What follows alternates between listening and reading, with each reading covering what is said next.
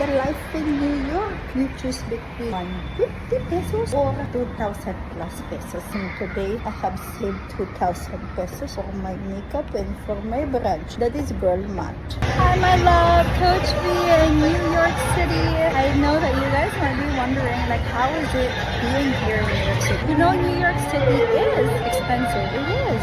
But I just love the energy here. Like, it's different. Every corner, like, there's like almost a feast, like an activity. But right now, I just came from the Matchmakers pre-conference where we had cocktails. Oh my god, I'm so tired because I came from the hospital, went to Times Square for the shoot, and then the Matchmakers. There's just a lot of socials. You know that energy? Now I'm walking and I'm thinking, do I ride an Uber or do I ride the subway? You know what? Let me just share you about the price difference here. If you ride an Uber, it will cost you around $43. So it's about like 2,000, 3,000 pesos. And if I'm in a rush, like, yes, I'd go for that. But right now, I thought like my ordering says that I need to get my steps in. So I'm gonna do it like New York style. I'm gonna ride the subway. The subway here, $3. 150 pesos compared to like 2,000, 3,000 pesos. Masubway kita. Hello, Philippines.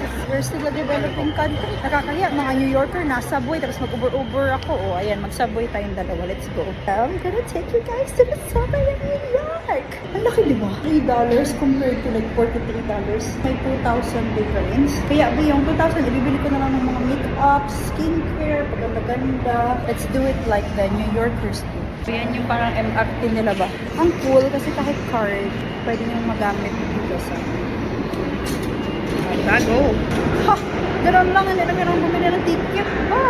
How cool, diba? Eh, wait, di ko alam. Di ko alam kung saan ako sasakay. Downtown Brooklyn o Uptown Queens. I just make sure that I'm going to the right place. Okay, I'll see you guys. What do you expect? Train pa din to. It's not as comfortable as Uber, but oh, may apa, makita niya. Maybe nakalabas na tayo sa train. Now we're gonna go home and find our hotel. This is the life in New York. You choose between 150 pesos or 2,000 plus pesos. And today, I have saved 2,000 pesos for my makeup and for my brunch. That is girl math. Okay guys, love you. This is your love girl. US certified matchmaker and science-based dating coach B, telling you that if you couldn't find you're the one in the Philippines, come to New York. Ikaw ang pag-aagaw. Love you. Bye. Hello. Saan pa uwi? Oh, there. Okay. Bye.